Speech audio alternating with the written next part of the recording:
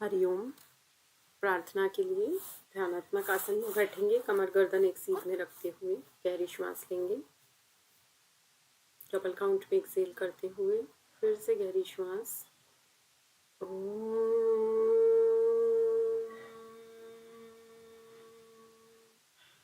ओंकार बिंदु संयुक्तम नित्यं ध्यायन्ति योगिनः कामदं मोक्षदं चैव ओंकाराय नमो नमः।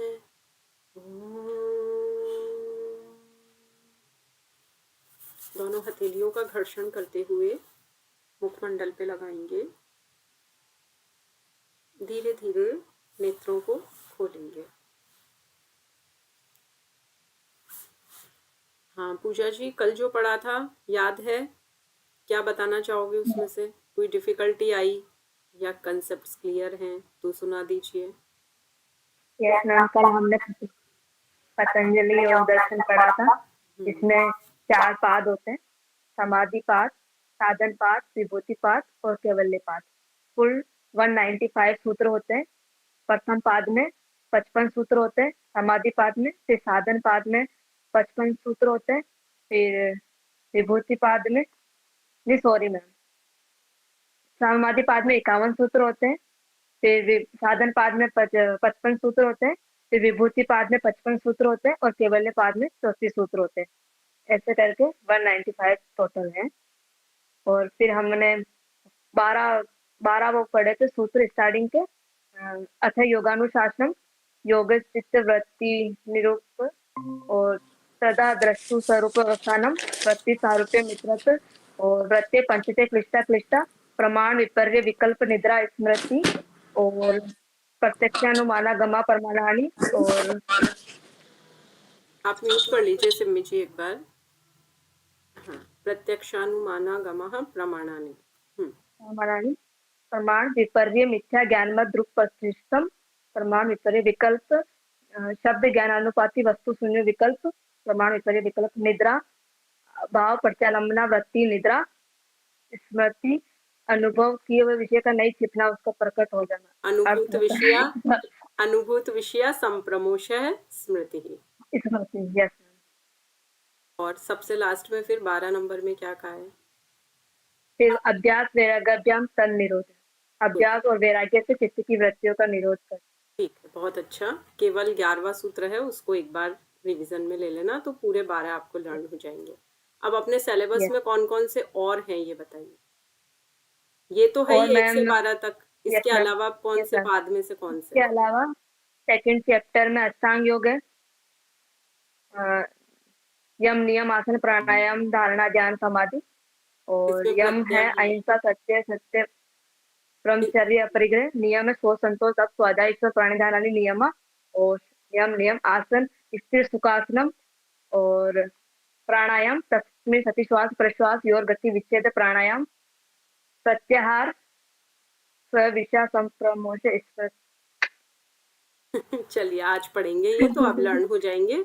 बस अभी मैंने पूछा था सिलेबस में क्या क्या है, तो अष्टांग योग है और वो जो 9 विघ्न है वो है, और चित्त प्रसादन ये तो सब पढ़ चुके हो। मैत्री करुणा मुदितोपेक्षा नाम वो भी आ जाएगा। आज वो भी कवर होगा। और फिर हम विभूति पाद सिलेबस अगर सबके सामने प्रिंट फॉर्म में है तो देखिए, हमेशा साथ रखो उसको। जो जो कवर हो गया टिक लगाते रहो। आपकी तरफ से अब क्या कमी है, क्या डिफिकल्टी आई, वो भी पूछिए क्लास स्टार्ट होने से पहले। नहीं तो देखिए, मैं तो ओपन करूंगी और सारा कुछ समझा के छोड़ दूंगी, लेकिन आप फीडबैक देते रहें तो मुझे भी ऐसा लगेगा कि आपको प्रॉपर समझ में आ रहा है या नहीं, कहाँ डिफिकल्टी है तो उसको वापस लें। जैसे कल वीनू जी ने निद्रा का बताया, तो अभी मैं उसको वापस से एक बार ले लूंगी तो कवर हो जाए, फिर आगे बढ़ेंगे। मैम थर्ड वाला ना, तदा दृष्टुहा पढ़ेंगे, दृष्टहा पढ़ेंगे। मैम ये नहीं आ रहा पढ़ना। देखो, जब संस्कृत में लिखा जाता है ना तो संधि होती है। 2 शब्दों को जब मिलाया जाता है, 2 या 2 से अधिक शब्दों को मिला के एक शब्द बनाते हैं, उसको संधि कहते हैं। तो तब मात्रा इधर उधर होती है शब्दों को बनाते समय। इंग्लिश में ब्लेंडिंग जानते हो आप, छोटे बच्चों को कभी पढ़ाते हैं तो हम बोलते हैं ना 2 वर्ड्स ब्लेंड हो गए, ब्लेंडिंग करो। वैसे ही यहाँ संधि होती है हिंदी और संस्कृत में। तो तो आप इसको द्रष्टु ही पढ़ेंगे, तदा द्रष्टुः स्वरूपे वस्थानम, और हिंदी अर्थ बोलेंगे तब दृष्टा बोलेंगे, ठीक है। मैम स्वरूपे वस्थानम, हाँ, तदा द्रष्टुः स्वरूपे वस्थानम, वो वैसे अवस्थानम है, अवस्थान, अवस्थान मतलब स्थित होना, सिचुएटेड, फिक्स होना, जम जाना, ये मतलब है उसका, ठीक है। ठीक है। क्योंकि मैम इसमें तो जब स्वरूपे है तो हम वस्थानम पढ़ते हैं और क्लिष्ट आक्लिष्ट पढ़ते हैं, वो वाला एस है उसको तो हम अ पढ़ते उसको हैं, ए और इस पढ़ना है। वाले एस को नहीं पढ़ रहे, हम साइलेंट है ये। हाँ, कहीं पे ये उसको लंबा करने के लिए आता है, कहीं ए का काम भी करेगा। तो ये थोड़ा सा जब रोज रोज वो एक ऑडियो भी भेजा है आपको श्लोक वाला, उसको डेली 5 मिनट का होगा, कितना 10 मिनट का है हार्डली, उसको डेली सुन लिया करो, तो अपने आप कमांड होगी। अभी आप रिकॉर्डिंग सुनेंगे तो देखना, पूजा जी ने पूरी सीक्वेंस से बोले हैं, इन्होंने की है तैयारी, तो वैसे सबको करनी है।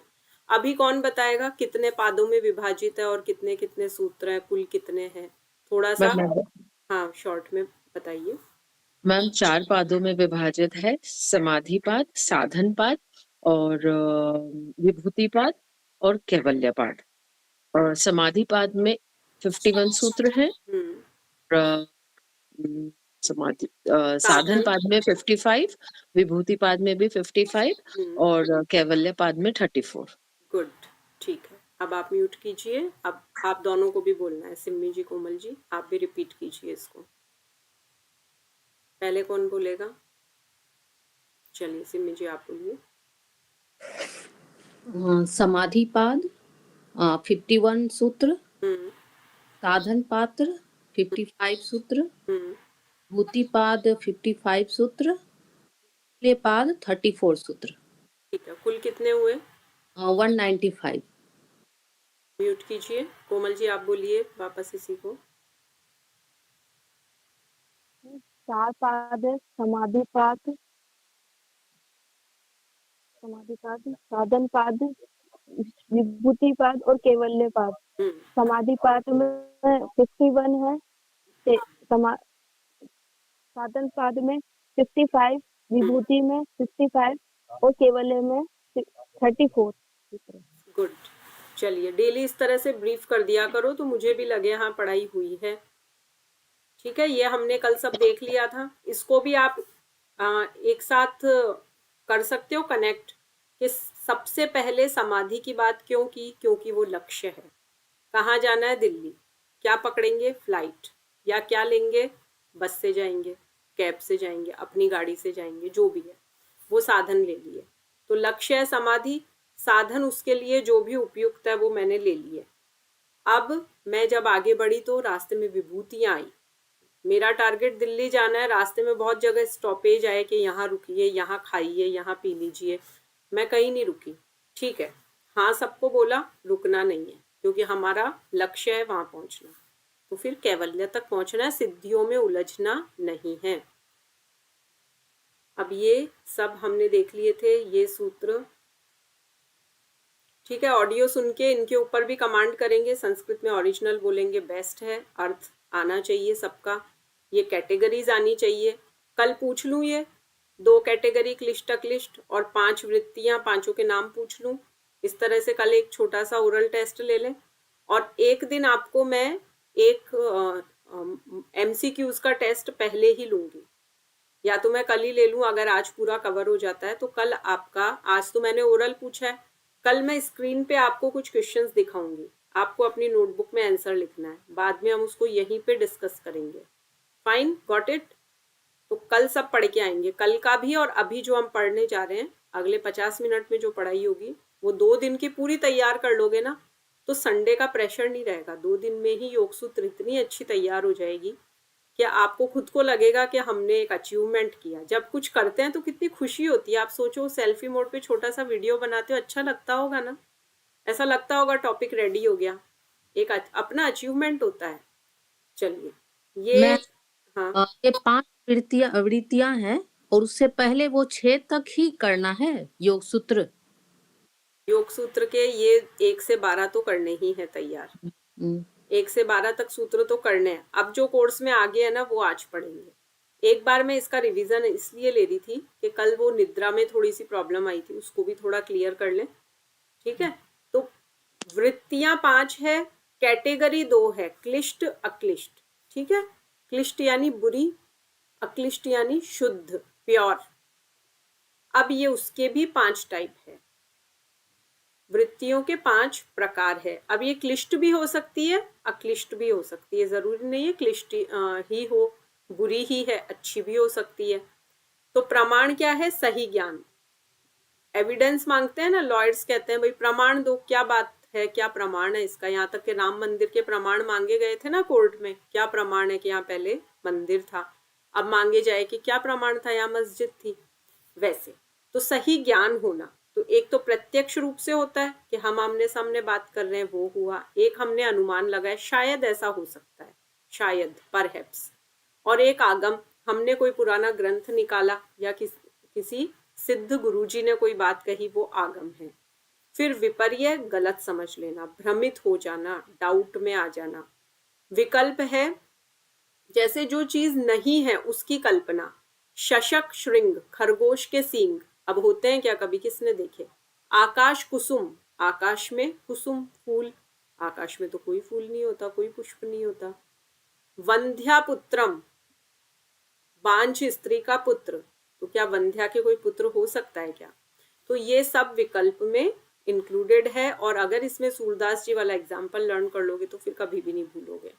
निद्रा है नींद का अभाव, इसको हमें अभी थोड़ा सा और डिटेल में एक बार लेना है। स्मृति तो सबको है ही, कि कोई भी एक छोटा सा क्लू मिला और बहुत सारी स्मृतियां याद आ गई। मैंने एक पुरानी साड़ी निकाली सफाई में, तो मुझे याद आया कि ये तो मुझे 16 साल पहले मेरी दादी ने दी थी। अब मेरी दादी की देह इस दुनिया में नहीं है, लेकिन मेरे बचपन की सारी यादें जो मैंने अपनी दादी के साथ समय गुजारा, वो मुझे याद आ गया अब केवल एक साड़ी देख के। तो ये क्या है? स्मृति। एक थोड़ा सा हिंट मिला और पूरी एक सीरीज याद आ गई, वो है। तो ये हम मानेंगे, ये हम सबने पढ़ लिया है। अब हम निद्रा को लेंगे। निद्रा भी एक चित्त वृत्ति है, चित्त की ही एक वृत्ति निद्रा है। इसमें मन किसी विषय को नहीं पकड़ता, बल्कि कुछ न होने का अनुभव करता है।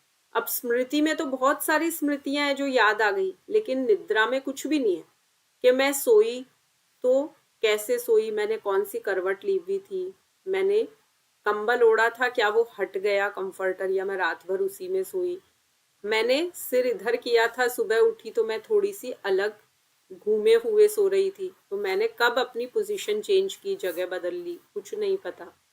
तो कुछ नहीं होने का अनुभव, कि याद कुछ भी नहीं है, 6-7 घंटे की बड़ी गहरी नींद आई है, लेकिन नींद आई, ये अनुभव होना। मैंने इसका थोड़ा सा कुछ डिटेल निकाला है नीचे, वो आप एक बार देख लीजिए। थोड़ी सी डिटेल देखने से चीजें क्लियर। ये और एग्जाम्पल है विपर्य का, ये वाला है ही। कल मृग तृष्णा का हमने किया था, अंधेरे में रस्सी को सांप। आप इसमें ये भी चीजें ऐड कर सकते हो। अभी जो मैंने ये इसमें बोली, ये आकाश कुसुम, शशक श्रृंग और वंध्या पुत्र। अब देखिए नींद का अभाव मतलब नहीं होना, कुछ नहीं है तो वो अभाव है उसका। प्रत्यय मतलब अनुभव होना, बोध होना किसी चीज का। आलंबन होता है आधार, सपोर्ट किसी का। वृत्ति मन की एक अवस्था है, निद्रा नींद है। तो नींद मन की वह अवस्था है जिसमें मन किसी वस्तु को नहीं जानता, बल्कि कुछ भी न होने का अनुभव करता है। तो मन किसी वस्तु को नहीं जानता। मुझे नींद आ रही थी, रूम में कौन आया, बच्चा मेरा सो रहा है, तो वो इधर से उधर घूम के गया, मैंने भी पोजीशन बदल ली, मुझे कुछ भी याद नहीं है। 2 किताबें मैं रख के सोई थी पढ़ते पढ़ते, वो नीचे गिर गई, मुझे वो भी नहीं पता है। मन कुछ भी नहीं जानता है किस समय क्या हुआ। रात को कोई कॉकरोच आया कमरे में, एक चूहा भी आ गया, दीवार पे एक लिजर्ड भी घूम रही है, कुछ भी नहीं जानता है। कुछ नहीं होने का अनुभव है, वो अवस्था है नींद। तो इसका एक एक शब्द का अर्थ ऐसा निकाला है, देखिए। अभाव यानी कुछ नहीं होना, प्रत्यय मतलब नहीं होने का बोध, और आलंबन मतलब आधार, और ये मन की अवस्था है निद्रा। तो नींद मन की वो अवस्था है, मन किसी भी वस्तु को नहीं जानता, कुछ नहीं होने का अनुभव करता है। यानी नींद में हम ना तो कुछ देखते हैं, ना हम सोचते हैं। चूहा आया, राउंड लगा के चला गया, कुछ खाने को रखा था उसने वो खा लिया, बच्चे के बिस्किट रखे थे उसने खा लिए, सुबह पता लगा कि कोई चूहा आया, बिस्किट नहीं है। न हम सुनते हैं, आवाज भी नहीं आई, फिर भी हमें क्या अनुभव है, तो हम क्या कहते हैं, अरे इतनी गहरी नींद आ रही थी, चूहा आया पता ही नहीं लगा। मच्छर काट रहे थे, लगा ऑल आउट लगा ले, लेकिन इतनी नींद आ रही थी कि उठ के ऑल आउट भी नहीं लगाई गई। आभास थोड़ा सा था कि मच्छर ने काटा है, लेकिन ओढ़ के सो गए फिर भी। तो जब बिजली चली जाती है, लाइट चली गई, पूरे कमरे में अंधेरा हो गया, कुछ दिखाई नहीं दे रहा, लेकिन आप ये तो कहते ना अंधेरा है, अब कुछ नहीं दिख रहा पर ये तो पता है अंधेरा है। अब कमरे में कोई चीज कहाँ रखी है, आप अंदाजे से उठ जाएंगे, आप ही का रूम है अगर, तो अननोन जगह जाएंगे तो आप उठने के रिस्क भी नहीं उठाएंगे, कहीं टकरा गए, इधर उधर गिर गए, पता नहीं कहाँ क्या रखा है, लेकिन आपको ये आभास है कि अंधेरा तो है। तो उसी तरह नींद में कुछ नहीं है, लेकिन मन ये अनुभव करता है कि कुछ नहीं है। तो सुबह उठ के कहते हो आज बहुत अच्छी नींद आई, कभी कहते हो आज तो अच्छी नींद नहीं आई, मजा ही नहीं आया, अभी भी थकान सी लग रही है। तो आपको ये आभास तो है ना, तो वो है अभाव प्रत्ययालंबना वृत्तिर निद्रा।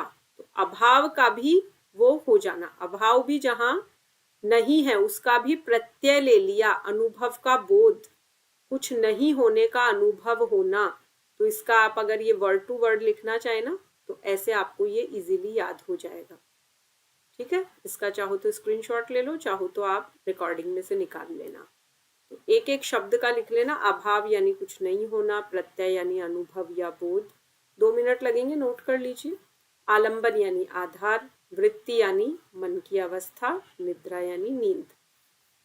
तो नींद मन की वह अवस्था है जिसमें मन किसी वस्तु को नहीं जानता, बल्कि कुछ भी न होने का अनुभव करता है। अब ये याद रख लेना कि लाइट चली गई है, लेकिन आप क्या कहते हो, अंधेरा है, कमरे में बहुत अंधेरा है, यानी कुछ नहीं दिख रहा है, लेकिन अंधेरा तो फिर भी दिख रहा है। ठीक है, आगे बढ़े। अब ये निद्रा के बारे में पढ़ा, फिर स्मृति आपको सबको समझ में आई गई। अब आज हम पढ़ेंगे साधनपाद के ये सूत्र जो हमारे सिलेबस में है, 46 से 51 तक। इसमें से काफी कुछ आप पढ़ चुके हो, काफी कुछ। इन सूत्रों में पतंजलि जी आसन की सही स्थिति, उसके लाभ और प्राणायाम के प्रभाव को समझा रहे हैं। इस भाग में क्या पढ़ोगे, शरीर को स्थिर, सहज और संतुलित बनाकर कैसे श्वास प्रश्वास के माध्यम से मन को शुद्ध और नियंत्रित किया जाता है, जिससे साधक ध्यान के लिए योग्य बनता है। देखो पूरे स्टेप चल रहे हैं। शरीर अगर स्थिर और सहज होगा, जितने आप स्टेबल होगे, जितने आप बिल्कुल स्पाइन को इरेक्ट रखोगे, उतना ही आपका ब्रीथ पे कंट्रोल होगा, और जिसका ब्रीथ पे कंट्रोल हुआ उसका मन शुद्ध होगा, मन पे नियंत्रण आ जाएगा, और फिर हमें मेडिटेशन की स्थिति अपने आप प्राप्त होगी, अपने आप से हमें ध्यान लगने लगेगा। तो स्थिर सुखम आसनम, जब हमने आसन के बारे में पढ़ा था, ये परिभाषा हम पहले ही पढ़ चुके हैं। आसन क्या है, स्थिर रहते हुए बिना हिले डुले सुखपूर्वक, ये भी नहीं कि सजा में बिठा दिया, मुझे तो हिलने की इच्छा हो रही थी लेकिन हम नहीं हिले, नहीं, फिर आप सुखपूर्ण स्थिति में हो। अभी क्लास स्टार्ट होने से पहले से मैं वज्रासन में बैठी हूँ, मैं 45 मिनट्स कंटिन्यू बैठ सकती हूँ। एक समय था मैं 1.5 आवर्स बैठती थी पद्मासन में कंटिन्यू, दुर्गा सप्तशती के पाठ में 3 घंटे का पाठ होता था, 1.5 घंटा एक आसन में। धीरे धीरे थोड़ा सा एज के साथ कैपेसिटीज कम होती जाती है, लेकिन फिर भी हम चाहें तो अपनी आदत को बनाए रख सकते हैं। बहुत सारे साधन है, मसाज कीजिए आप, अभी सर्दी है, ऑयल से मसाज करना, सिकाई करना गर्म पानी से, बहुत सारी चीजें हैं की जा सकती है। तो मेन बात क्या है, शरीर आराम से रहे, मन परेशान नहीं हो, वो योगासन है, और पद्मासन सुखासन एग्जाम्पल्स है। अब अगला सूत्र है 47 नंबर, भी नोट करते चलेंगे सबके। प्रयत्न शैथिल्यानंत समापत्तिभ्याम, प्रयत्न शैथिल्या प्रयत्न, कोशिश, प्रयास। शैथिल्य यानी शिथिल, ढीला छोड़ देना। हम कहते हैं ना शिथिल छोड़ दो, शवासन करते हैं तो कहते हैं ना शिथिल कर दो, खिंचाव मत रखो, तनाव मत रखो। अनंत, मन को अनंत यानी अनंत भाव लगाना, यानी एकदम शांत भाव लगाना, तो फिर वो समापत्ति है, यानी समाधि के पूर्व की स्थिति। प्रयास को ढीला छोड़ने और मन को शांत भाव में लगाने से आसन में जोर जबरदस्ती नहीं करनी चाहिए। शरीर जितना ढीला होगा, मन शांत रहेगा और आपका आसन लंबे समय तक टिकेगा, सहज बना रहेगा। ततो द्वंदान अभिघात है। अब द्वंद आएंगे, अलग अलग ऋतुएं होती है ना। अभी देखो सर्दी चल रही है, लेकिन जिन्हें 6 बजे क्लास करनी है वो एकदम टाइम पे आते हैं, तो उनके ऊपर सर्दी गर्मी का कोई प्रभाव नहीं है। आप जून में अगर करते ये कोर्स तो भी आप ज्वाइन करते, आपको सीखना है।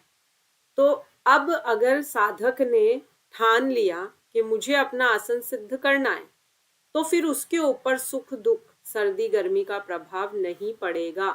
ततो द्वंदान अभिघात है, द्वंद का कोई प्रभाव नहीं पड़ेगा। द्वंद मतलब ड्यूअलिज्म, दो चीजें, सुख और दुख, ये कपल जोड़े में चलता है, सर्दी गर्मी, ठीक है। तो मौसम से कोई प्रभाव नहीं पड़ेगा, स्थितियां कैसी है कोई प्रभाव नहीं पड़ेगा। साधक अपने आसन में बैठेगा, साधना करेगा, सुखपूर्वक वो बैठेगा, अपने प्रयास को बढ़ाएगा। वो ये शिकायत नहीं करेगा कि बहुत सर्दी थी इसलिए आज हमने ध्यान नहीं किया, प्राणायाम नहीं किया, या गर्मी तेज है तो हम नहीं करेंगे। अरे आज तो ऐसे दुख की बात हो गई, मेरा रिजल्ट आया और मेरे मार्क्स कम आए, आज तो घर में बड़ी खुशी की बात थी, बच्चे का जन्मदिन था इसलिए हमने कुछ नहीं किया। ऐसा कुछ नहीं। अगर शरीर संतुलित है तो बाहर की परेशानियां असर नहीं डालती है। बाबा रामदेव जी जैसे बहुत सारे एग्जाम्पल्स है, मेरे खुद के गुरुजी भर सर्दी में सिर्फ एक सफेद धोती नीचे और एक ऊपर से वो सफेद वस्त्र रहता है उनका, भर सर्दी में कुछ भी धारण नहीं करना। तो ये आदत की बात है, शरीर को आदत डाल लेना, ठीक है। एक बार स्वामी दयानंद जी सरस्वती एक सर्दी के मौसम में समुद्र के किनारे बैठे थे, तो एक इंग्लिश पर्सन घूमने आया, तो उसने पूरी बॉडी को कवर किया हुआ, तो उसने कहा अरे स्वामी जी आपने कुछ भी नहीं, बस ये साधारण कपड़े कॉटन, कुछ वुलन नहीं पहना। तो कहा आदत है। अरे भाई हम तो नहीं रह सकते। तो कहा ये आपने पूरा ये सब तो कवर किया है, नाक कैसे खुली छोड़ दी? बोले इसको आदत है। तो कहा बस ऐसे ही हमारे पूरे शरीर को आदत है। तो वो बात है कि शरीर संतुलित है तो बाहरी परेशानियां कोई असर नहीं डालती है। योगाभ्यासी ठंड गर्मी सब में शांत रहता है। अब अगर आसन सिद्ध हो गया, सर्दी गर्मी का कोई फर्क नहीं पड़ रहा है, तो अगली सिद्धि क्या मिलेगी? फिर उसके बाद उसको प्राणायाम होने लगेगा। कैसे? तस्मिन् स्वति श्वास प्रश्वासयोः गति विच्छेद प्राणायाम है। ये परिभाषा आप पढ़ चुके हो। यूनिट 1 में आपने प्राणायाम का जो पार्ट पढ़ा था उसमें पढ़ी थी ना ये परिभाषा, याद आ रहा है? 4 प्रकार पढ़े थे, बाह्य, आभ्यंतर, विषयाक्षेपी, स्तंभ वृत्ति और विषयाक्षेपी, 4 प्रकार भी पढ़े थे, याद आ रहा है? सैटरडे को या फ्राइडे को कंप्लीट कर लिया था हमने ये। अगर सिलेबस पास है तो यूनिट 1 निकाल के देख लीजिए। यूनिट 1 में षटकर्म, उसके नीचे षटकर्म के बाद आसन, उसमें आपको 3 कैटेगरी बताई थी, शरीर संवर्धनात्मक, विश्रामात्मक, ध्यानात्मक। फिर उसके नीचे आपने प्राणायाम पढ़े थे। आसन के बाद प्राणायाम में ये टाइप्स पढ़ी थी। हठ प्रदीपिका घिरण संहिता के अनुसार पढ़े थे प्राणायाम। कितने कितने थे? इसमें तो 4 है, उनमें कितने थे दोनों में? हठ प्रदीपिका में है 15 और घेरण संहिता में है 36 नहीं 32। 32 अब वो आप क्या बता रहे हैं? आसन बता रहे हैं। मैं अभी प्राणायाम पूछ रही हूँ। प्राणायाम हठ बताइए। प्रदीपिका और घिरण संहिता में 8 प्राणायाम है। यस। 8 है। नाम किसको याद है? नाम कौन बताएगा? हम कोशिश करें। हाँ बिल्कुल कीजिए। सूर्य भेदन, शीतली, शीतकारी। दूसरे नंबर पे दूसरा है। हम सीक्वेंस में नहीं आ रहे, सीक्वेंस में नहीं आ रहे हैं, बाकी ठीक। केवली। चलिए ठीक है, सीक्वेंस में नहीं है, कोशिश कीजिए और दोनों को कैटेगराइज भी कीजिए। हठ प्रदीपिका के और इसके क्या अंतर है, उसमें शीतकारी नहीं मैम आएगा इधर। आएगा, हाँ, हाँ। सूर्य भेदन के बाद है उज्जवई, उज्जाई, सूर्य उज्जई, भेदन सॉरी। उज्जाई, शीतली शीतकारी, क्योंकि शीतली, भ्रसरिका भ्रामरी, भ्रामरी, हाँ, मूर्छा प्लाविनी। ब्राह्मण। अब उधर क्या हो जाएगा, केवली बढ़ जाएगा, हम्म, शीतकारी हट गया, और कौन सा हटेगा? मैम कल अब और सहित आ नीचे जाएगा एक। वो सबसे लास्ट पे सही सही आएगा। आएगा। कल प्रॉपर सब लर्न करके आएंगे। देखिए फिर दोबारा आ गया ना, यूनिट 2 में भी प्राणायाम आ गया, तो अगर तब का याद होता तो अभी कंफ्यूज नहीं होते ना हम। चलिए कोई बात नहीं, कल सबको लर्न होना चाहिए। मैंने इतना याद क्यों करवाया, क्योंकि ये हम सब पढ़ के आए हैं, तो मैं इसलिए सिलेबस दिखवा रही हूँ कि ऑलरेडी ये पढ़ चुके हो 4 टाइप्स इसके अनुसार। हाँ विनु जी म्यूट कर लीजिए। तस्मिन् सति श्वास प्रश्वासयो गति विच्छेद प्राणायाम है। श्वास प्रश्वास, इनहेल एक्सेल, समझ गए? श्वास अंदर श्वास लेना, एक्सेल बाहर। और अंतःकुंभक बहिर्कुंभक याद है सबको क्या होता है? जब श्वास अंदर भर के होल्ड कर लेते हैं तो वो अंतःकुंभक है। जब आप जालंधर बंद सीखोगे अभी तो अंतःकुंभक में करोगे पहले, फिर उसके बाद बहिर्कुंभक में। अभी जो हम ये उड्डयन बंध लगाते हैं या अग्निसार करते हैं, किसमें करते हैं? पेट को पूरा खाली करते हैं ना, बाह्य कुंभक। तो नॉस्ट्रिल से पूरी श्वास बाहर खाली कर देना और फिर रोक के रखना, होल्ड करना, वो है बहिर्कुंभक। अब इन शब्दों में कंफ्यूज्ड नहीं होना है। अब प्रैक्टिकल क्लास में आपको ये सब अलग से नहीं बताया जाएगा। बंध सिखाएंगे आसन के बाद तो सिंपली मैं कहूंगी अंतःकुंभक में जालंधर बंध लगाओ तो लगा लेना है। उस वक्त ये कोई नहीं बोलेगा कि अंतःकुंभक क्या होता है। ये क्लासेस में हो रही है चीजें, रिकॉर्डिंग देखिए, एक की जगह 2 बार देखिए, 3 बार देखिए, कोई प्रॉब्लम नहीं है। लेकिन कंसेप्ट्स को बिल्कुल साफ क्लियर करते चलिए, कंफ्यूजन कहीं नहीं रखना, बार बार पूछिए, कोई मना ही नहीं है। बिगनिंग में पूछिए, क्लास एंड हो 5 मिनट पहले कर देंगे समापन, फिर पूछिए प्रश्न। अब आपने देख लिया कि क्या है प्राणायाम की परिभाषा महर्षि पतंजलि के अनुसार।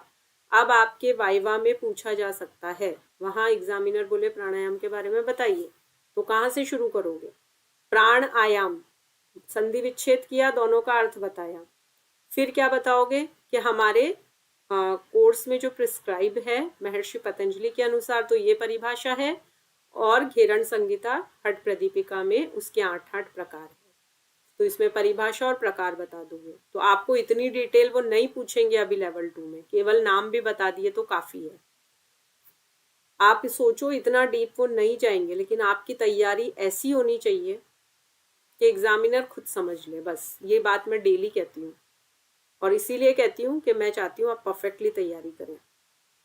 तो हमको अब इसके प्रकार देखने की जरूरत नहीं है, मैं मान लूं याद है सबको। बाह्य, आभ्यंतर, स्तंभ वृत्ति, देश काल संख्या भी परिदृष्टो दीर्घ सूक्ष्म है। अब इसका अर्थ देखिए, बाहरी श्वास, अंदर की श्वास और रोकना, एक तो है बहिर्कुंभक, एक है अंतःकुंभक, एक है जहां है वहां रोक देना। स्तंभ, मैंने उसके लिए एक हिप्नोटाइज वर्ड काम में लिया था। जब किसी को हिप्नोटाइज करते हैं तो वही रोक देते हैं ना, कुछ भी नहीं हिलेगा। तो इस स्तंभ वृत्ति, ये जो शब्द दिख रहा है ना, स्तंभ वृत्ति, स्तंभित कर देना, तो है जहीं पे रोक देना, चाहे बाहर है चाहे अंदर है, वहां पे उसको बिल्कुल स्टेबल कर लेना।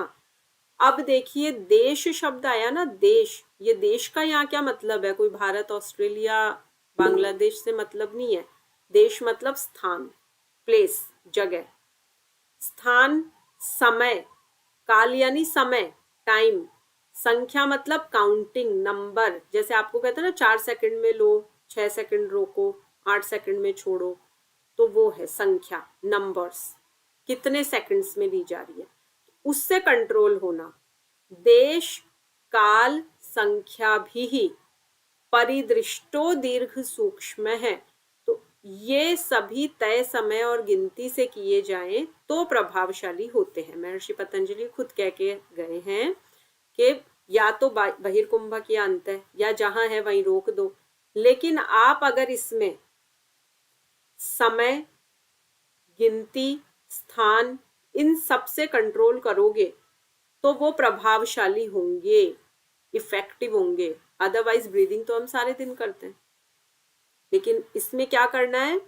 देश यानी जगह, काल यानी समय, संख्या मतलब नंबर्स, सेकंड्स, काउंटिंग, कितने समय तक होल्ड किया।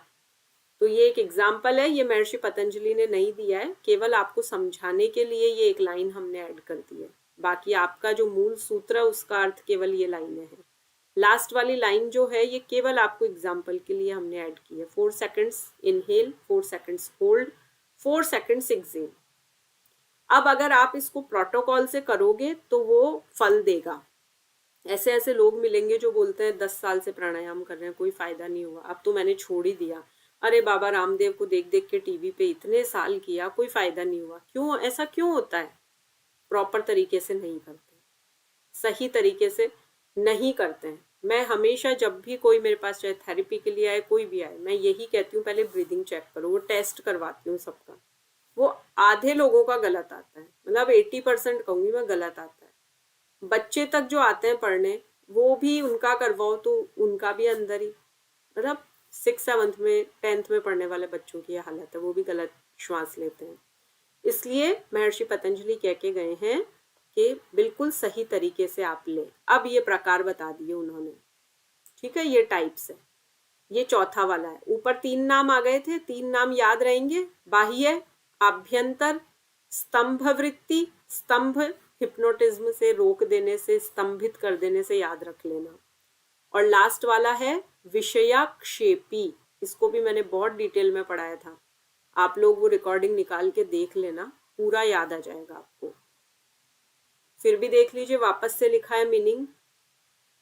जब श्वास इतनी शांत हो जाए कि उसका आना और जाना ये भी मुश्किल से महसूस हो, मतलब इतनी लाइट हो जाए, इतनी हल्की हो जाए कि अब श्वास आई है या गई है, कोई जान ही नहीं पा रहा है। जैसे मैं कहती हूँ ना, वाइवा होगा तो इतने सहज रहना, चेहरे पे बिल्कुल भी तनाव नहीं लाना, कोई डर नहीं लाना, नॉर्मल रहना। जितने लाइट रहोगे, जितने अच्छे रहोगे, उतना अच्छा आपका वाइवा जाएगा।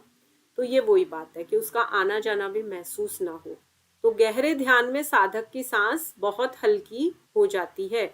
जितना डीप मेडिटेशन में साधक जाता है, उसकी ब्रीदिंग उतनी ही हल्की होती है। नॉर्मल लाइफ में आप देखते हो आपके घर में अलग अलग मेंबर्स हैं, किसी को थोड़ी सी मुसीबत आए, थोड़ी सी प्रॉब्लम, मतलब घर में 4 गेस्ट आ गए और सपोज कुछ नहीं है ऐसा आइटम के नाश्ते में रखा जाए, तो एक महिला होगी एकदम घबरा जाएगी, क्या करे, चेहरा इतना तनाव में भर जाएगा, बड़ी इंसल्ट हो गई, ये हो गया। एक महिला होगी बहुत अच्छे से कोप अप कर लेगी कि कुछ नहीं, अभी इनको बिठाओ, थोड़ा ठंडा वंडा दो, अभी कुछ ना कुछ निकल जाएगा, कुछ नहीं तो बॉइल्ड पोटैटो रखे, इसकी टिक्की बना दो, ये सर्व कर देते हैं, मतलब रास्ता निकाल लेना। तो ये मैनेजमेंट की टेक्निक्स है। तो श्वास लेना भी एक मैनेजमेंट है। तो वो मैनेजमेंट जिसको जितनी खूबसूरती से आएगा, वो सिचुएशन को उतनी ही अच्छी तरह से हैंडल कर पाएगा। उसके लिए मुश्किल जो आएगी लाइफ में, डिफिकल्टी आएगी, वो एक चैलेंज है। एक कहावत है ना, अगर आपको जीवन ने नींबू दिया है, आपका दूध अगर फट गया है, तो आप उसके रसगुल्ले बनाइए। If life gives you rocks, it's your choice whether to build a bridge और अ वॉल। किसी को पत्थर मिले, उसने एक पुल बना लिया और पार करके चला गया, और किसी ने दीवार बनाई और रोता ही रहा, ये दीवार मिल गई मुझे, क्या भाग्य है। तो ये हम पे डिपेंड है। तो वैसे ही श्वास जितनी लाइट होगी, आने जाने का पता भी ना लगे, ये चौथे टाइप का प्राणायाम है महर्षि पतंजलि के अनुसार। समझ लीजिए सिद्धों की स्थिति है, नॉर्मल इंसान के वश की बात ही नहीं है। बहुत जब सिद्धि आ जाए तब ये सिचुएशन आएगी। तो 4 नाम याद रहेंगे। अब आएंगे हम विभूति पाद पे। तो हमारा जो दूसरा साधन पाद है, उससे हमारे कोर्स में कितने सूत्र हैं, ध्यान से देखेंगे वापस सब। 46 से शुरू है, 46 से 46वां है स्थिर सुखम आसनम, 47 है प्रयत्न शैथिल्यानंत समापत्तिभ्याम, 48वां है ततो द्वंदान अभिघात है। ये अभी तक तीनों आसन के चले हैं, आसन के बारे में बात हुई है। अब 49 से प्राणायाम की बात शुरू हो गई। तस्मिन् स्वति श्वास प्रश्वासयोर गति विच्छेद प्राणायाम है। फिर उसका 3 टाइप बताएं 50 में। बाह्य अभ्यंतर स्तंभ वृत्तिर देश काल संख्या भी परिदृष्टो दीर्घ सूक्ष्म है। फिर 51 में बताया है चौथा टाइप, बाह्याभ्यंतर विषयाक्षेपी चतुर्थ है। ये जो विषयाक्षेपी है, जहां श्वास बाहर है अंदर है, कुछ पता ही नहीं चले, महसूस ही ना हो, इतनी लाइट हो जाए, वो हल्कापन जो है वो विषयाक्षेपी प्राणायाम है। ठीक है, ये 4 टाइप, ये नाम याद रहेंगे, की नोट्स बनाइए, लर्न कीजिए।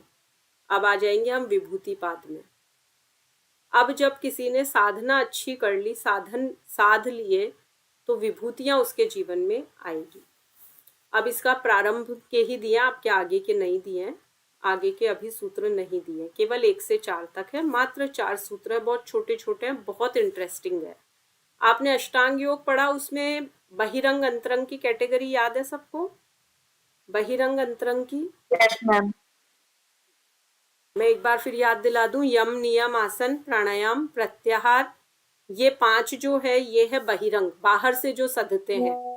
ठीक है, अब जैसे एक तो होता है कोई पार्लर में जाके मेकअप करवाए, तो वो तो बाहर की ब्यूटी बढ़ रही है, और एक किसी ने प्राणायाम करके अपने आप को इतना, व्यक्तित्व को इतना खूबसूरत बना लिया, तो वो अंदर की ब्यूटी है।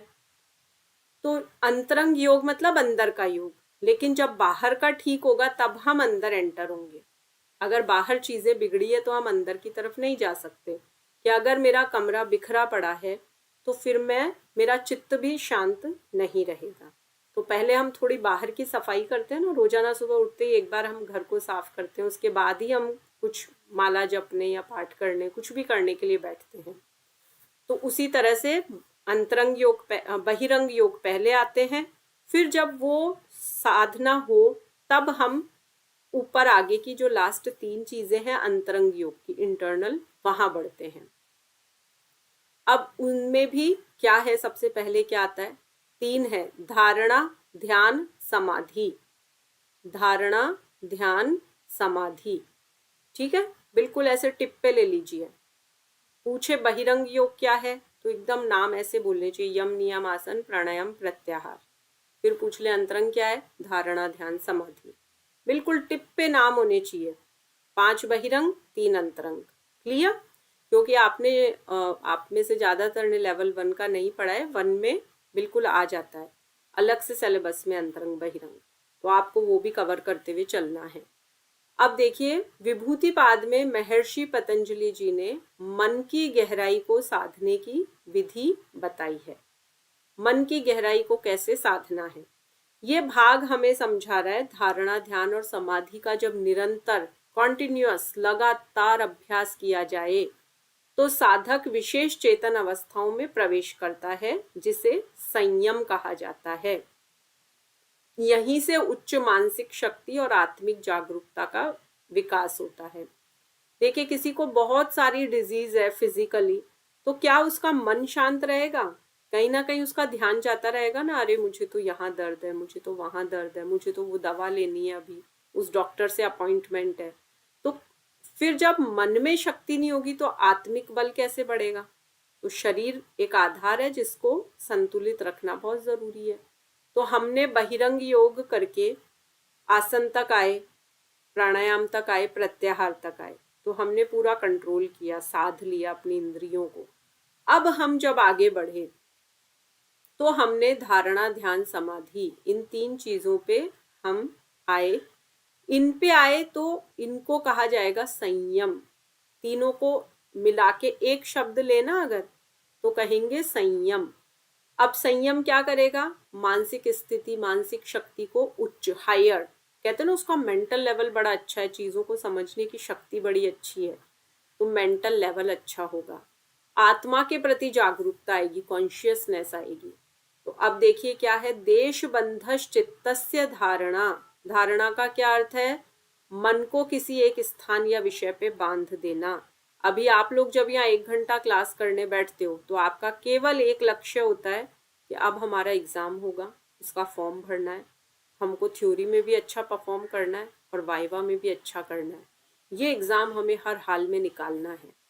अब इस बीच में आपको कोई आवाज भी दे रहा होगा, किचन में कुछ अच्छा बन रहा होगा तो खुशबू भी आ रही होगी, मन भी चल रहा होगा कि भोजन भी करना है, प्यास लगी है, फिर भी आप 1 घंटा बिल्कुल धारणा करके बैठ गए कि हमारा उद्देश्य इस एग्जाम को अच्छे मार्क से, एक तो पास होना सिंपल नहीं, अच्छे मार्क्स से क्लियर करना है।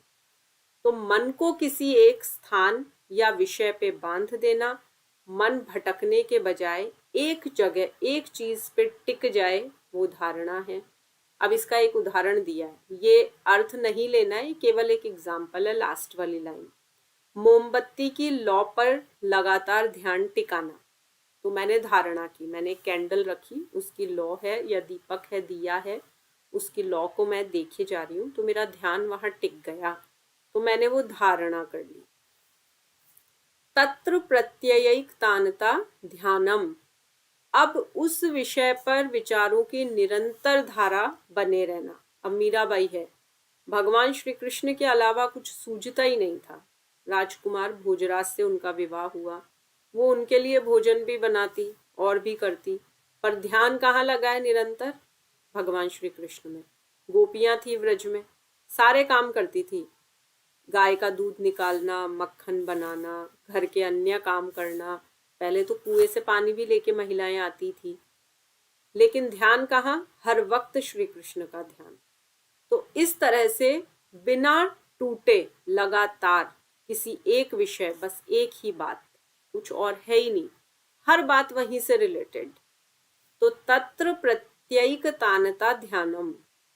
हम में से जो भी मैरिड है, जिन्हें माँ बनने का सौभाग्य मिला है, आप सोच के देखिए, वो टाइम याद कीजिए, बच्चा बड़ा छोटा सा होता है, स्पेशली जब 2 साल तक वो हम पे टोटली डिपेंड रहता है। हम क्या रात को सो पाते हैं? कितनी भी गहरी नींद आए, बच्चा अगर थोड़ा सा चूं भी करे तो हमारा पहला ध्यान उसी पे जाता है, तो हमारा वो ध्यान बन जाता है। और अगर किसी ने ओशो रजनीश को पढ़ा हो, तो ओशो क्या कहते हैं? मंदिरों में जाके पूजा मत करो, आप जिससे प्रेम करते हो उसकी पूजा करो। तो एक माँ का कई लोग पूछते थे ओशो से, एक मदर ने पूछा कि मैं ध्यान करने बैठती हूँ ओशो, तो मुझे मेरे बच्चे की चिंता रहती है, वो गिर ना जाए, वो पड़ ना जाए, वो उधर शैतानी कर रहा है, वो कुछ कीड़ा उठा के मुंह में ना खा ले। तो ओशो ने कहा, बहन तुम्हें ध्यान करने की कोई जरूरत नहीं है, तुम अपने बच्चे का ध्यान रखो, उसको प्रेम करो, ईश्वर तुम्हारी सारी चीजें स्वीकार करेगा, वो ही तुम्हारी साधना है। तो यही तो ध्यान है कि तत्र प्रत्ययिकतानता ध्यानम। अभी हमें सिर्फ एक ध्यान है कि कभी भी डेट आएगी एग्जाम की, हमें ये पूरा सिलेबस कवर करना है, तो यही चीज चलती रहती है। हम कहीं मार्केट भी जाते हैं तो सोचते हैं घर पहुंचे रिवीजन करना है। तो उस विषय पर विचारों की निरंतर धारा बने रहना ध्यान है। ध्यान अगर बिना टूटे लगातार चले, वो बिल्कुल आदर्श ध्यान कहा जाएगा। अब आपने यहाँ जो एक एग्जाम्पल ऊपर देखा ना, मोमबत्ती की लौ पर लगातार ध्यान टिकाना, तो उसी को आगे देखेंगे। लौ को देखते हुए मन का बार बार न भटकना, मतलब मन में कोई और बात आएगी नहीं, केवल उसी को देखना।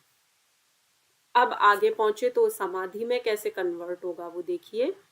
तदेवार्थ मात्र निर्भासम स्वरूप शून्यमिव समाधि।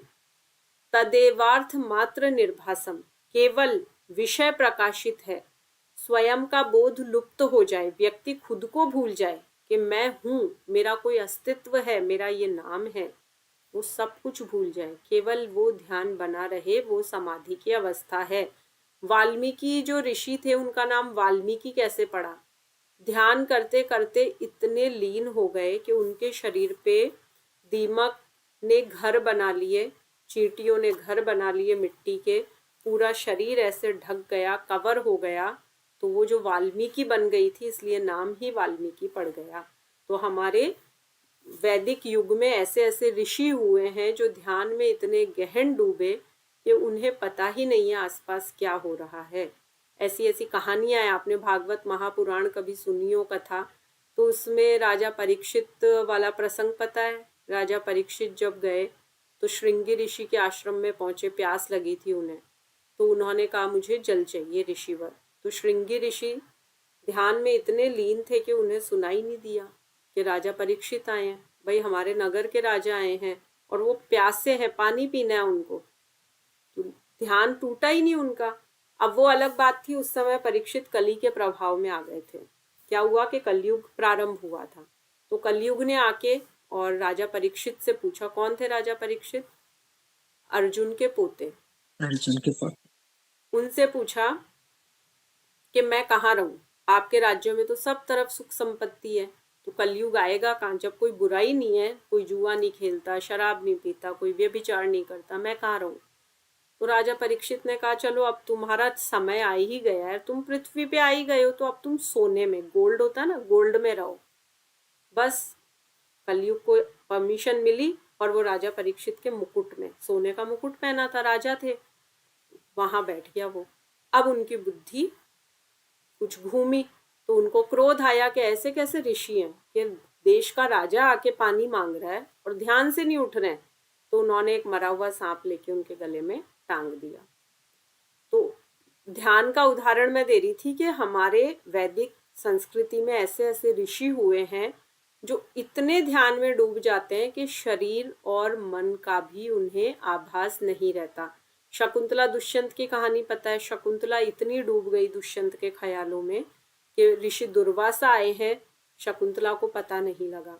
तो दुर्वासा ऋषि क्या श्राप दे गए कि जिसके ध्यान में तू इतनी लीन है कि मेरे आने का तुझे पता नहीं लगा, तो मैं तुझे श्राप देता हूं कि वही व्यक्ति तुझे भूल जाएगा।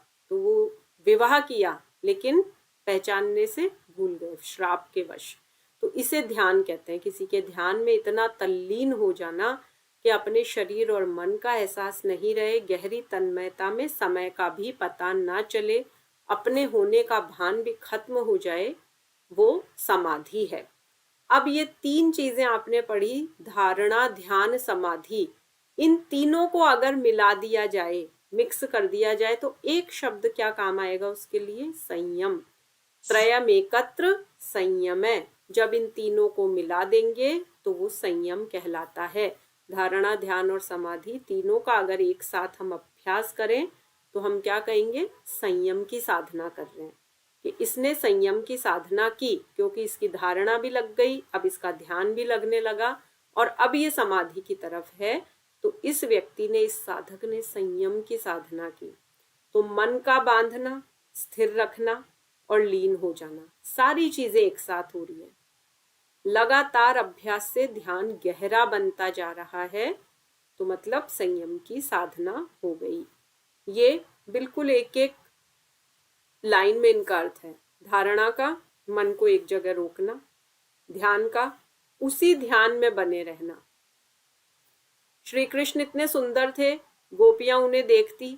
अब गोपियां कितनी बड़ी बड़ी, कोई 20 की, कोई 30 की, कोई 40 की, 10 साल का, 9 साल का, 8 साल का बच्चा कृष्ण भगवान, तो वो तो कोई उनके पूर्व जन्मों की साधना थी कि भगवान ने उन्हें रास करने का अवसर दिया।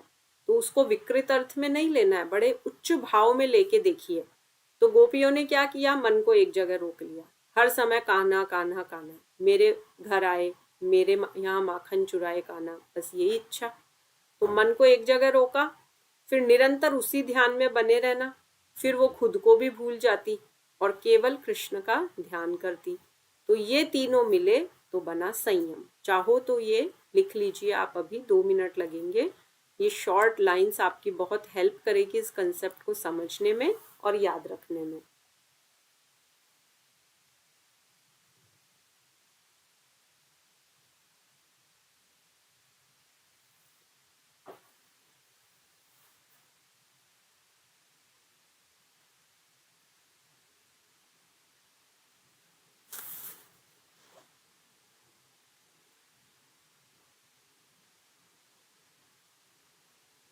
मैम थोड़ा सा कंफ्यूज हो रहा है, जैसे अष्टांग योग के अंतर में है यम नियम आसन, ये तो इसमें से 5 बहिरंग 3 अंतरंग, तो अभी हम लोग अंतरंग पढ़े।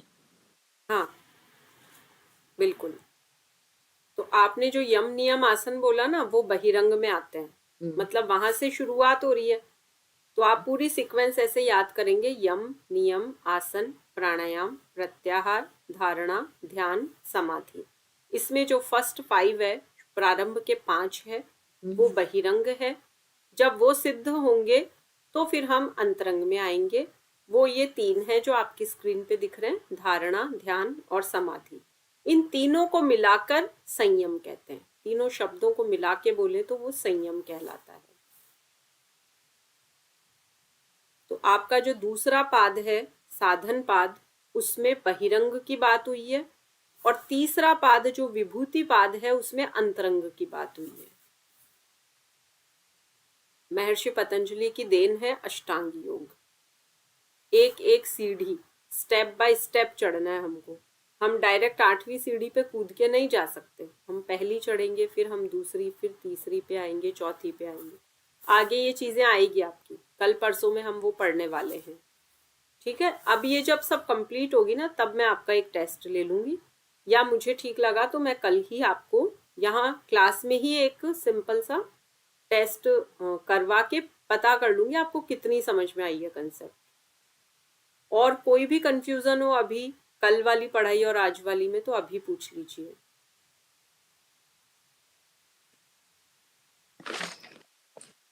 मैम समाधि, साधन, विभूति, कैवल्य।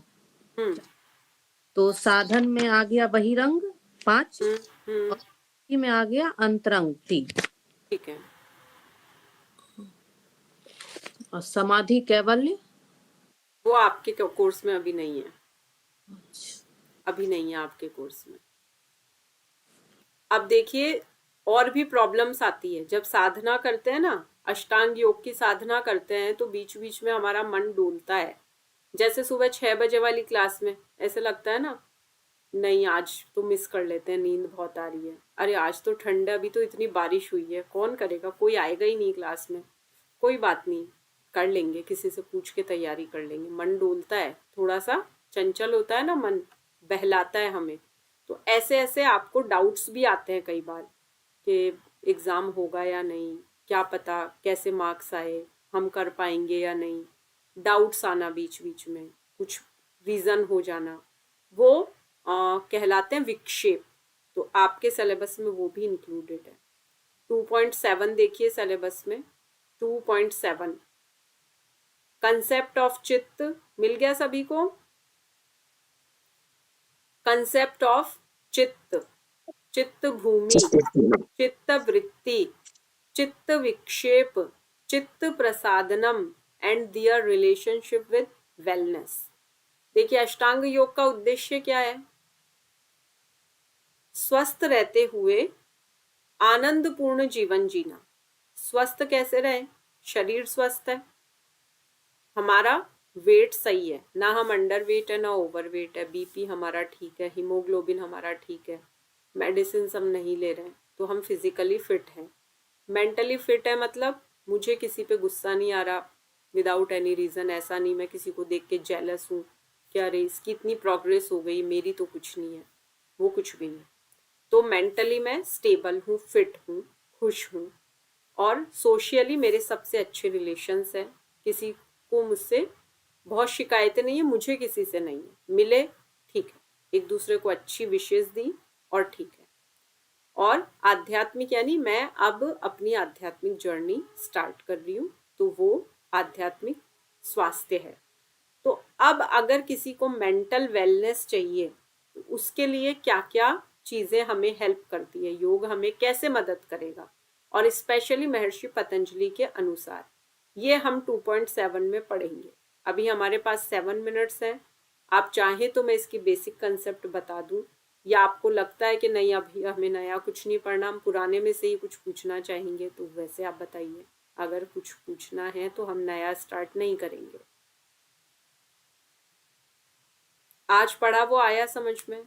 कहीं कोई लग रहा है पॉइंट नहीं आया, वापस पढ़ें। क्लियर है?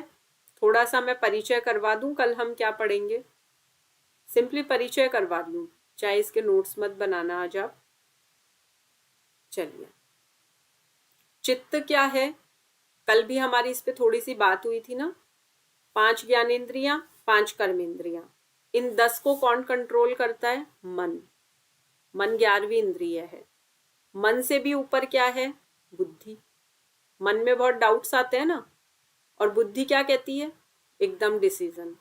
मन क्या कहता है? अरे यार योग का फील्ड क्यों लिया, मुझे तो लिटरेचर पसंद थी, मैं तो कॉमर्स के स्टूडेंट हूँ, मैं तो सीए कर लेती, सीएस कर लेती, क्यों इधर आई? डाउट आ रहे हैं मन में, बहुत विकल्प उठ रहे हैं। बुद्धि ने कह दिया नहीं, तुम्हारे नेचर को ये सूट करता है, तुम्हें योगा में ही जाना है, आगे अपना करियर इधर ही बनाना है। बुद्धि ने कर दिया। अब आपके मन में कभी अच्छी वृत्ति आई, कभी बुरी आई, वो कहाँ जाके स्टोर हो रही है? आपके चित्त में। चित्त क्या है? स्टोर हाउस ऑफ मेमोरीज, भंडार गृह। स्टोर हाउस क्या होता है? जहाँ सब कुछ स्टोर करते हैं ना, भंडार। घर में भी हमारे एक स्टोर रूम बनाते हैं हम, जहाँ अपनी एक्स्ट्रा ग्रॉसरी, एक्स्ट्रा सामान सब रख देते हैं ले जाके, भंडार गृह। तो चित्त क्या है? Store house of memories. Memories मतलब यादें, स्मृतियां, उनका जो भंडार गृह है वो चित्त है। अब चित्त में बहुत सारी अच्छी क्लिष्ट वृत्तियां भी होती है और अक्लिष्ट भी होती है। तो हम देखेंगे कि अब जो चित्त की भूमियां क्या है, भूमि मतलब किस आधार पे वो रहता है, बेस क्या है, चित्त की अलग अलग वृत्तियां हैं वो कौन सी है, विक्षेप मतलब चित्त को कंफ्यूज्ड करने के लिए क्या क्या चीजें आती है, तो वो सब आपको इसमें देखने को मिलेगी। मैं एक ओवरव्यू दे रही हूँ आपको। तो यहाँ चित्त की डेफिनेशन है, चित्त क्या है, चित्त भूमि क्या है, इसका स्क्रीनशॉट ले लें, ये लिख के आएंगे आप, समझाएंगे कल आपको। केवल अभी लिख के आएंगे, या तो स्क्रीनशॉट लें या अभी लिख लें फटाफट। अगर आपकी राइटिंग स्पीड अच्छी है तो अभी लिख लीजिए। 5 भूमियां होती है चित्त की, ठीक है। 5 ग्राउंड्स हैं जिनके बेसिस पे हम अपना चित्त डिफाइन कर सकते हैं। अभी भी आप इसको पढ़ के अपना भी इसमें फाइंड आउट कर सकते हो कि आपका नेचर क्या है। देखो, क्षिप्त क्या होता है? अत्यंत चंचल मन, कहीं भी नहीं रुके, मतलब पढ़ यहाँ रहे हैं, बॉडी यहाँ बैठी है, माइंड कहीं दोस्तों में, रिश्तेदारों में, किचन में, 10 जगह लगा पड़ा है। तो बहुत चंचल मन है तो क्या कहेंगे? क्षिप्त है। मूड मतलब कोई व्यक्ति होता है ना इतना लेजी, जो काम कहो टाल देना, करना ही नहीं है, हर चीज को टालना, अपने करियर को सीरियसली नहीं लेना, घर के कामों को सीरियसली नहीं लेना, कुछ भी सीरियसली नहीं लेना, तो वो बिल्कुल जड़ और आलसी मन होगा। तो उसे हम क्या कहेंगे? मूड। मूड है ये एकदम। विक्षिप्त मतलब दोनों का मिला जुला, कभी तो स्टेबल, बड़ी अच्छी अच्छी बातें, मैं तो ऐसे, मैं वैसे, मैं ये कर लूंगा, अब मैं डिसिप्लिन्ड बन जाऊंगा, कभी फिर चंचल हो जाना, वापस से तमोगुण आ जाना। तो ये गुण आपको पता है ना, सत्व रज तम 3 गुण है आयुर्वेद के अनुसार, सॉरी राजयोग के अनुसार, सत्व रज तम। तो सत्व क्या होता है? प्रकाश का प्रतीक है, अच्छी बातें, लाइटनेस होती है उसमें, हल्कापन। वो व्यक्ति कैसा होगा? सात्विक, सबका भला चाहने वाला, वो किसी को श्राप दे ही नहीं सकता, कोई उसका बुरा भी करे तो भी वो उसको ब्लेस करेगा, कोई बात नहीं, इसने गाली दी तो क्या, भगवान इसका भला करे। राजसिक कौन होते हैं? दोनों गुण लेके चलते हैं, थोड़ी सी कुछ बुराई भी होती है, मतलब मेरा भी भला होना चाहिए, ठीक है कुछ शेयर मैं इसको दे दूंगी, बट मेरा पूरा प्रॉफिट होना चाहिए। मैंने बिजनेस किया, मेरे को टोटली प्रॉफिट चाहिए, भले किसी का कुछ नुकसान हो, इसमें मुझे कोई मतलब नहीं है। घी में थोड़ी मिलावट करनी हम कर देंगे, हमारा तो बेनिफिट हो रहा है ना, किसी की हेल्थ को कोई लॉस हो तो हो। तमोगुण वाला तो उठेगा ही नहीं, सोया पड़ा है, कोई मतलब ही नहीं है उसे। तो ये 3 गुण होते हैं। सत्व बहुत अच्छा, देवता मान लीजिए राम भगवान, ठीक है। रजोगुण जो मनुष्य में होता है, दोनों से प्रभावित, थोड़ी अच्छाई थोड़ी बुराई। और तमोगुण बिल्कुल राक्षसी प्रवृत्तियां, बुरे, बैड पर्सन्स। तो जो क्षिप्त है ना, ऊपर ही ऊपर, अत्यंत चंचल मन, तो चंचलता कहाँ होती है? रजोगुण में। आलस कहाँ होता है? जड़ता कहाँ होती है? तमोगुण में। तमोगुण वाला कोई डिसीजन नहीं लेगा, कोई काम नहीं करेगा, सब कुछ अस्त व्यस्त रहेगा उसकी लाइफ में, अपनी हेल्थ के लिए भी कुछ नहीं करेगा, इतना आलसी होगा कि अपने लिए पानी भी उठ के उसको नहीं पीना हो, वो मूड कहलाएगा। विक्षिप्त कौन है? मिक्स, दोनों, कभी उस पे तमोगुण का असर हो गया, कभी उस पे सत्व गुण का असर हो गया। और एकाग्र होगा, बड़ा अच्छा सात्विक, स्थिर और केंद्रित, पता है ये मेरा टारगेट है, मुझे इस तरह से काम करना है और मैं अपना लक्ष्य प्राप्त करके रहूंगा, मैं किसी की नहीं सुनूं, मुझे मेरा लक्ष्य मैंने बनाया है और हर हाल में मुझे जीतना है, अचीव करना है।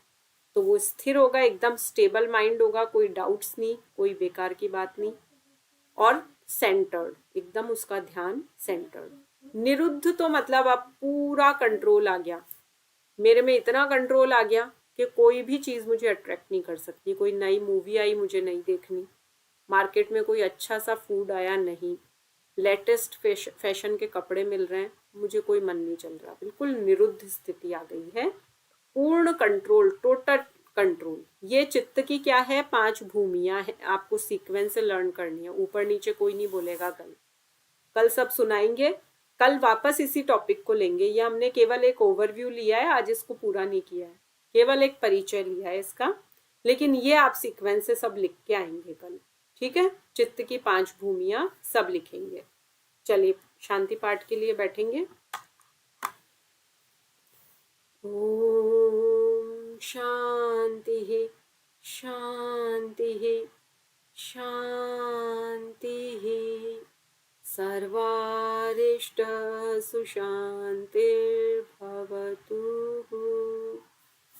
Rub your palms, touch your eyes.